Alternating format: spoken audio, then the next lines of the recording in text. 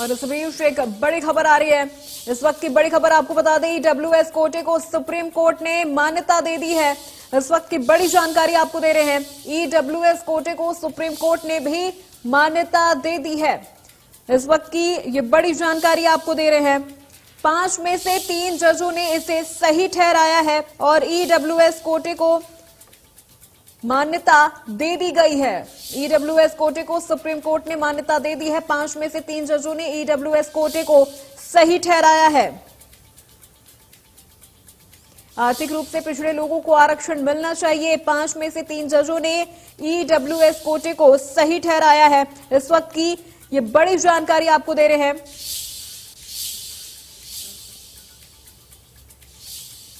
तो आपको बता दें, EWS कोटे को सुप्रीम कोर्ट ने मान्यता दे दी है। 5 में से अब 4 जजों ने EWS कोटे को सही ठहराया है और आर्थिक रूप से पिछड़े लोगों को आरक्षण मिलता रहेगा। तो आपको बता दें, 5 में से 4 जजों ने इसे सही ठहराया है और आर्थिक रूप से पिछड़े लोगों को आरक्षण जिस तरह से मिल रहा था मिलता रहेगा। आज EWS कोटे को लेकर यह फैसला आया है। सुप्रीम कोर्ट ने इसे मान्यता दे दी है। तो इस वक्त की बड़ी खबर आपको बता रहे हैं, EWS कोटे को सुप्रीम कोर्ट ने भी मान्यता दे दी है। आर्थिक रूप से पिछड़े लोगों को आरक्षण मिलता रहेगा और 5 में से 4 जजों ने EWS कोटे को सही ठहराया है।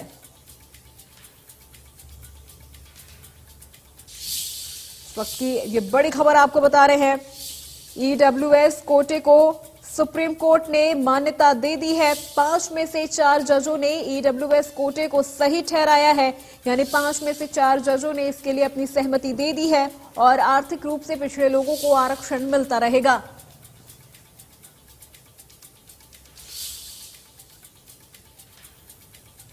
इस वक्त की ये बड़ी जानकारी आपको दे रहे हैं। आर्थिक रूप से पिछड़े लोगों को जिस तरह से आरक्षण मिल रहा था वो मिलता रहेगा। 5 में से 4 जजों ने इसमें अपनी सहमति जताई है और EWS कोटे को सही ठहराया है।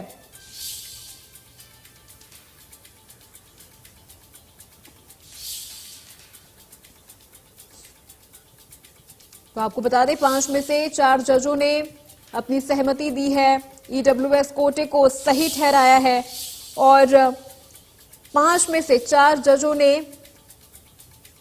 ये मान्यता दे दी है। EWS कोटे को सुप्रीम कोर्ट से भी मान्यता मिल गई है। और इसके अलावा आर्थिक रूप से पिछड़े लोगों को जिस तरह से आरक्षण मिल रहा था वो मिलता रहेगा। और आपको बता दें, 5 में से 4 जजों ने EWS कोटे को सही ठहराया है।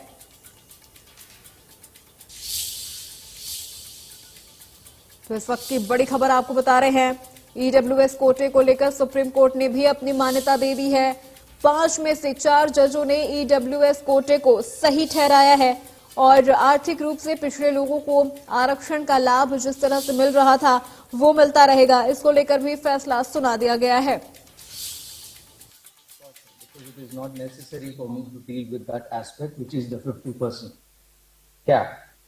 It is pertinent to note that the breach of the 50% limit is the principal ground of attack of the 76th Constitutional Amendment 1994, which is inserted as entry 257A. The Tamil Nadu Backward Classes, Scheduled Caste and Scheduled Tribe Reservation of Seats in Educational Institutions under the State Act 1993. The validity of that enactment and whether the inclusion by the Constitutional Amendment violates the basic structure is directly an issue in a batch of cases pending before this court.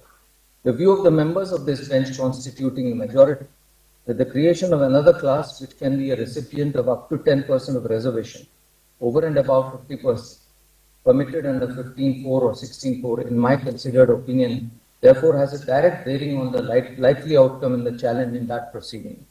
I would therefore sound this cautionary note, since this judgment may well seal the fate of the pending litigations without the benefit of hearing in those proceedings. The last reason why I find myself unpersuaded to agree with the opinion that the amendments, by creating a different kind of criteria, have to be viewed separately and that Indira Sani was confined to reservations under 15.4 and 16.4 is because permitting the breach of the 50% rule, as it were, through this reasoning becomes a gateway for further infractions, whereby, which in fact would result in compartmentalization. The rule of reservation could well then become the rule of equality or the right to equality, could then be easily reduced to a right to reservation, leading us back to the days of Champakam Durai Raja. In this regard, the observations of Ambedkar have to be kept in mind that reservations are to be seen as temporary and exceptional, or else they could eat up the rule of equality. The fraternal principle, I am now summing up, the fraternal principle is deeply embedded to this nation's ethos and culture. The specific provisions which form part of the Equality Code are inextricably intertwined with fraternity as well. It is fraternity and no other idea which acknowledges that ultimately all individuals are human beings born through the same natural process, subject to the same physical limitations, and finally leave this world at an unknown time but are sure to live. Fraternity is a concept awakens humans to the reality that despite our apparent or superficial differences, ethnic, religious, caste, gender, origin, or economic status, the institutions we create need our collective cooperation and individual commitment. Every social order invariably contains individual differences, be it grounded on ethnicity, wealth, talent, or realization of one's abilities. The diversities abound. The idea of fraternity is to awaken to the consciousness of each member of society that our institutions which are created, the ideas that we develop, and the progress that we wish to achieve cannot be in isolation, by separation, but with cooperation and harmony. On this, I want to highlight the words of two social reformers, which demonstrate that the principle of fraternity and the ideas and values connected to it are not new, but in fact transcend time. Swami Vivekananda's message in his address to the World Parliament of Religions in Chicago on 11 September 1893 has the theme of universal brotherhood of all, that differences in religion, the exclusion of one of other would fade. He evocatively said, if anybody dreams of the exclusive survival of his own religion and destruction of others, I pity him from the bottom of my heart and point out to him the banner of every religion will soon be written, in spite of resistance, help and not fight, assimilation and not destruction, harmony and peace and not dissension. Aurobindo too was conscious of the need for fraternity. In a speech delivered in Howrah in 1909, he presciently said, again there is fraternity. It is the last term of the gospel. It is the most difficult to achieve, still it is a thing towards which all religions call and human aspirations rise. There is discord in life, but mankind yearns for peace and love.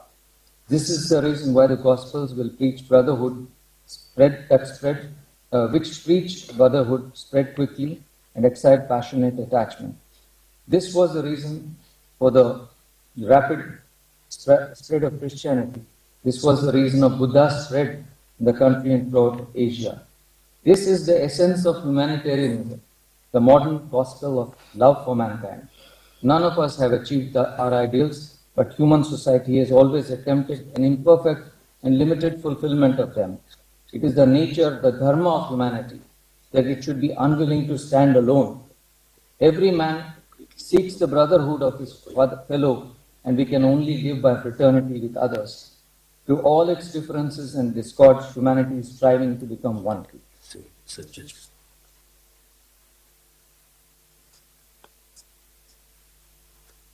Summary of findings in questions 1 and 3. On question 1, it is held that the state's compelling interest to fulfill the objectives set out in the directive principles through special provisions on the basis of economic criteria is legitimate. That reservation or special provisions have so far been provided in favor of historically disadvantaged communities cannot be the basis for contending that other disadvantaged groups who have not been able to progress due to the ill effects of poverty should remain so, and the special provision should not be made by way of affirmative action.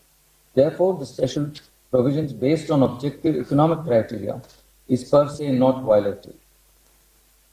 However, in answer to question 3, I have highlighted the framework within which it has been introduced by the impugned amendment, excluding backward classes. According to me, this is violative of the basic structure.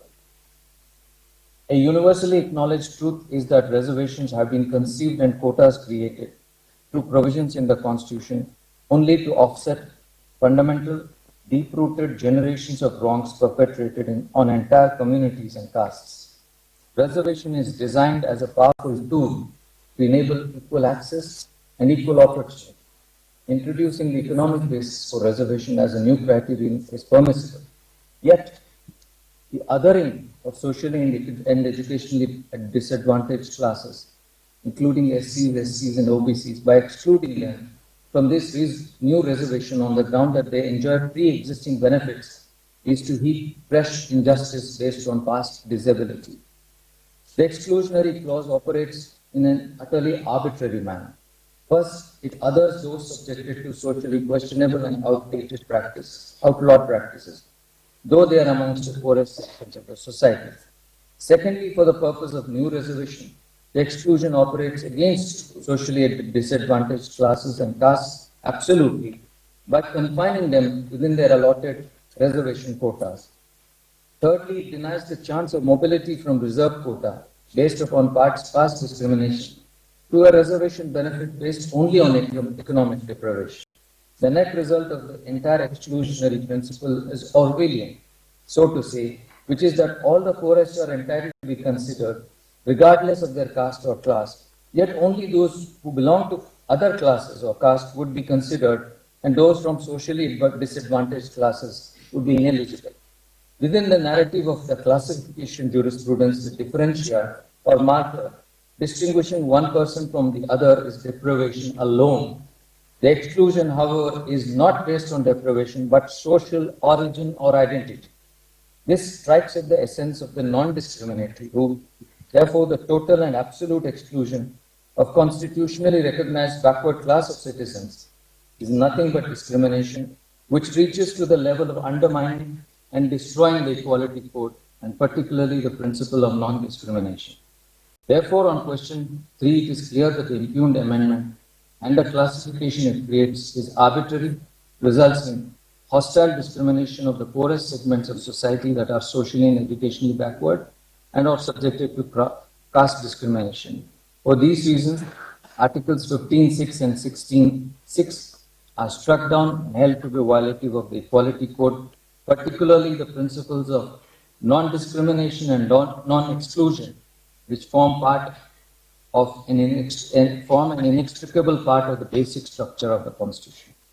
While this reasoning is sufficient to conclude that Article 16.6 is liable to be struck down, there are additional reasons elaborated in Part 5, due to which this Court is compelled to clarify that while economic criteria per se is permissible in relation to access to public goods under Article 15, the same is not true of Article 16, the goal of which is empowerment through representation of the community.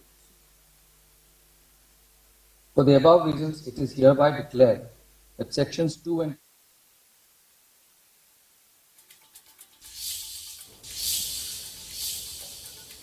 चलिए इस बीच एक और बड़ी खबर आ रही है। इस वक्त की बड़ी खबर आपको बता दें,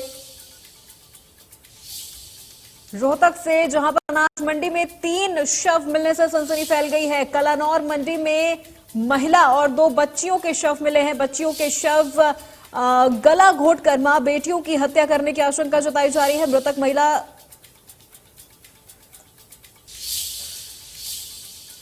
यहां पर महिला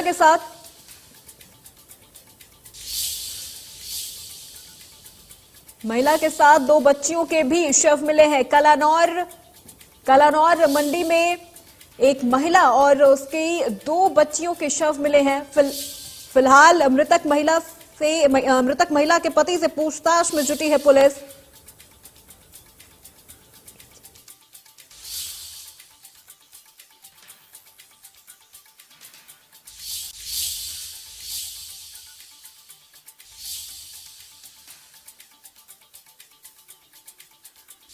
तो रोहतक से ये बड़ी खबर आपको बता रहे, जहां कलानौर मंडी में महिला और 2 बच्चियों के शव मिले हैं। गला घोंटकर मां और बेटियों की हत्या करने की आशंका जताई जा रही है।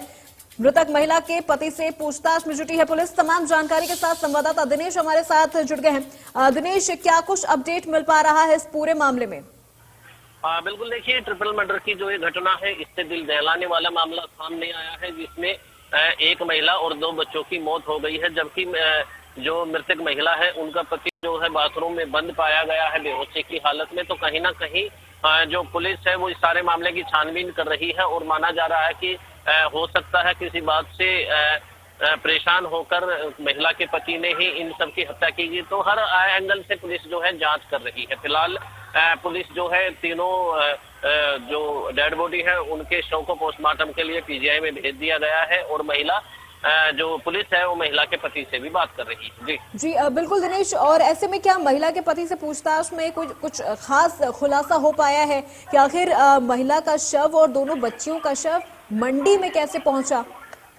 देखिए, मंडी में इसलिए पहुंचा क्योंकि जो मृतक महिला है उनके पति जो है आड़त का काम करते हैं मंडी में और वहीं पर ये जो लोग रहते हैं। और जो जैसे ही पुलिस को सूचना मिली, पुलिस मौके पर पहुंची और जो मृतक महिला उनका पति जो बाथरूम में बंद पाया गया, तो इन सारी चीजों को लेकर पुलिस जो है महिला के पति से पूछताछ कर रही है और पुलिस साथ ही ये दावा कर रही है कि जल्द ही इस सारे मामले का खुलासा हो सकता है। जी बिल्कुल, क्योंकि दिनेश देखिए, ऐसे में जो चीजें सामने आ रही हैं, गला घोंटकर मां और बेटियों की हत्या करने की आशंका जताई जा रही है, तो ऐसे में क्या महिला के पति के अलावा महिला के परिवार में और भी सदस्य मौजूद हैं जिनसे पूछताछ पुलिस कर रही हो या जिनसे कुछ खुलासा होने की उम्मीद हो?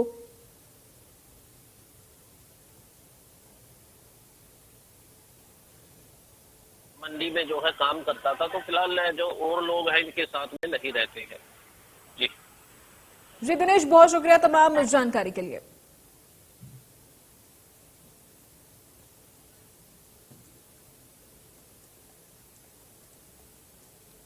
चलिए बढ़ते खबरों में आगे। अगली खबर रतिया से है, जहां पर नशे में धुत 2 युवकों ने जमकर बवाल काटा। दोनों युवकों ने दुकान में तोड़फोड़ कर दी। शिकायत मिलने पर मौके पर पहुंची पुलिस पर भी दोनों युवकों ने हमला कर दिया।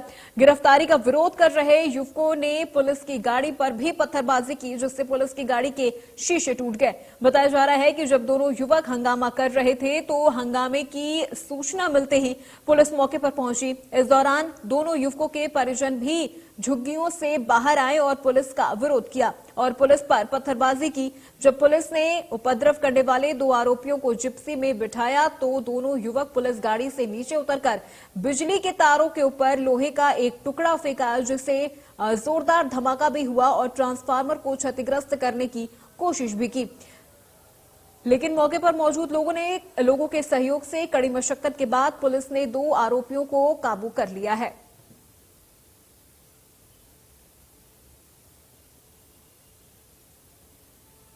नशे में धुत दोनों युवकों ने जमकर बवाल किया और हाई वोल्टेज ड्रामा काफी देर तक नशे में धुत इन युवकों का चलता रहा। जब पुलिस मौके पर इन युवकों को गिरफ्तार करने के लिए पहुंचती है, उसके बाद इन युवकों ने पुलिस पर भी पत्थरबाजी कर दी। पुलिस की गाड़ी के शीशे भी इन्होंने नशे की हालत में तोड़ दिए।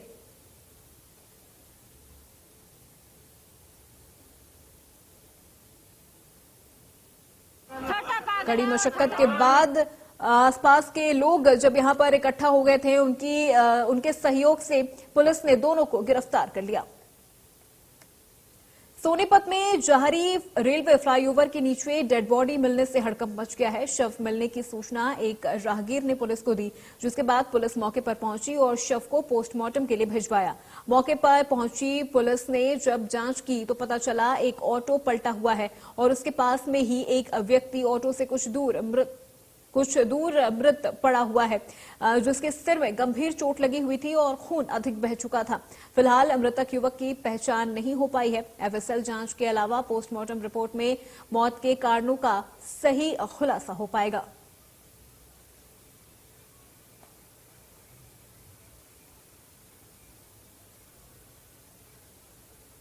सूचना मिली थी कि एक ऑटो पलटा और एक लड़का गिरा हुआ है जो सवार है। तो मौके पर आगे देखा कि ऑटो इसमें टूटा हुआ तो है शीशा और लड़का साइड में गिरा हुआ है। लेकिन अभी FSL टीम आने के बाद ही इसको क्लियर कर पाएंगे कि किस तरह की घटना घटी है। अच्छा, पोस्टमार्टम के लिए साहब बाद में FSL टीम विजिट करेगी हमारी, उसके बाद पोस्टमार्टम के बाद ही क्लियर कर पाएंगे किस तरह की। सर कोई पहचान हो पाई हो अब तक? अभी इसके ऑटो के मुताबिक राजेंद्र नगर रोहतक का एड्रेस आया है। वैसे तो शिवाजी नगर से बात करके इसके एड्रेस की शनाख्त कराई जाएगी जल्दी करके। चोट लगी हुई है सिर में? जी, शॉट सिर में लगी हुई है। चलिए खबरों में आगे बढ़ते हैं। मुख्यमंत्री मनोहर लाल ने करनाल के सुपर मॉल में हरियाणवी फिल्म दादा लक्ष्मी के प्रीमियर शो में शिरकत की। हरियाणवी फिल्म दादा लक्ष्मी के प्रीमियर शो के दौरान मुख्यमंत्री मनोहर लाल ने फिल्म का अवलोकन किया। फिल्म के प्रीमियर शो के दौरान मुख्यमंत्री ने फिल्म के प्रोड्यूसर, डायरेक्टर और राइटर सहित फिल्म के सभी कलाकारों से मुलाकात भी की और उन्हें शानदार फिल्म बनाने के लिए बधाई भी दी। इस दौरान मुख्यमंत्री के साथ पूर्व मंत्री रामविलास शर्मा, लोकसभा सांसद संजय भाटिया, नगर निगम मेयर रेणुबाला गुप्ता, फिल्म दादा लक्ष्मी के डायरेक्टर यशपाल शर्मा के साथ फिल्म के प्रोड्यूसर, राइटर और मुख्य अभिनेता भी मौजूद रहे। वहीं इसके बाद मीडिया से रूबरू होते हुए मुख्यमंत्री ने कहा कि दादा लक्ष्मी चंद के जीवन पर बनी फिल्म का निर्माण बहुत ही उम्दा तरीके से किया गया है। उन्होंने कहा कि दादा लक्ष्मी चंद ने कला को समर्पित अपनी कठिनाइयों से भरे जीवन को एक तपस्वी के रूप में जिया है। दादा लक्ष्मी के जीवन के बारे में नई पीढ़ी को बहुत ज्यादा जानकारी नहीं है, इसीलिए इस फिल्म के जरिए नई पीढ़ी को दादा लक्ष्मी के बारे में पता चलेगा। इस मौके पर मुख्यमंत्री मनोहर लाल ने कहा कि प्रदेश सरकार ने फिल्म को टैक्स मुक्त करने की योजना बनाई है और जल्द ही केंद्र सरकार के टैक्स को भी माफ करवाने के लिए वो केंद्र सरकार से बात करेंगे। Thank you. तो इंटरवल नहीं करना है, लगातार जब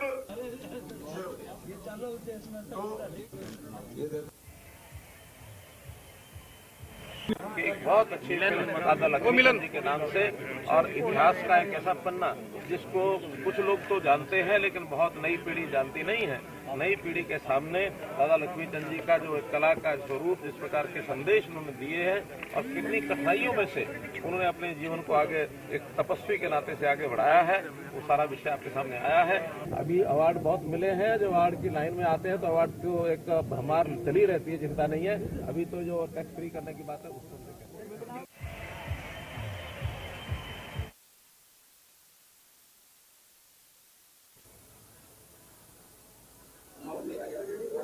मुख्यमंत्री मनोहर लाल पटल पहुंच